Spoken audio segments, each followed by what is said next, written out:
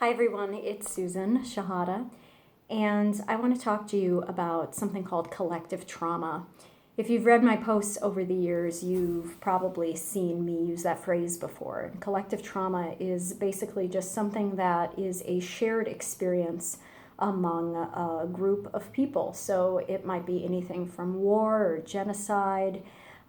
So I thought I would talk about this because that's what we're experiencing right now. We're all in the midst of a collective trauma.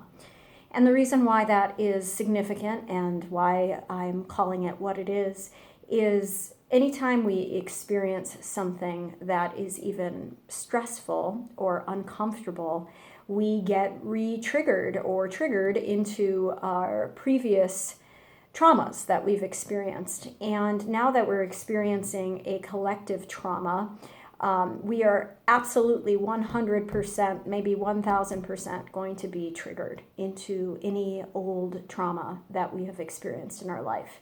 Now, many of us don't even consider the possibility that we've experienced trauma in the past because we define trauma a very specific way. But I'm going to tell you, as I define it, and a lot of people in this work define it, trauma is not always things like abuse or an accident or a natural disaster. It can be neglect. It can be really any sort of situation in which we felt disempowered in some manner. And right now, a lot of us are feeling all kinds of feelings. And I just want to remind you that everything you're feeling is valid. You get to feel everything. In fact, I encourage you to feel everything as much as possible because that is the way to get to the other side of those feelings. Most of us are used to being able to suppress and repress feelings, really just push them down. And what this pandemic is doing is all of our old vices, our survival strategies that we're used to, staying busy and getting out and distracting ourselves, we don't have access to those things anymore. So everybody's feeling things that they've been pushing down for a very long time. And really the only way through that is to feel those things as much as you can and try to get as much support around feeling as possible, whether that's a friend, a family member, therapist, professional like myself, just whatever you can do to become more resourced during this time.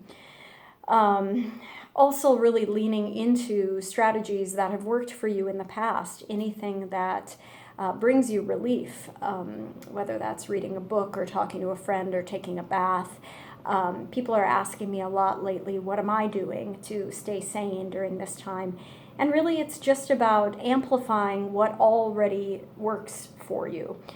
Some of those strategies, as I said, you don't have access to right now. So you got to really tap into the things that you can do within the comfort, safety of your home.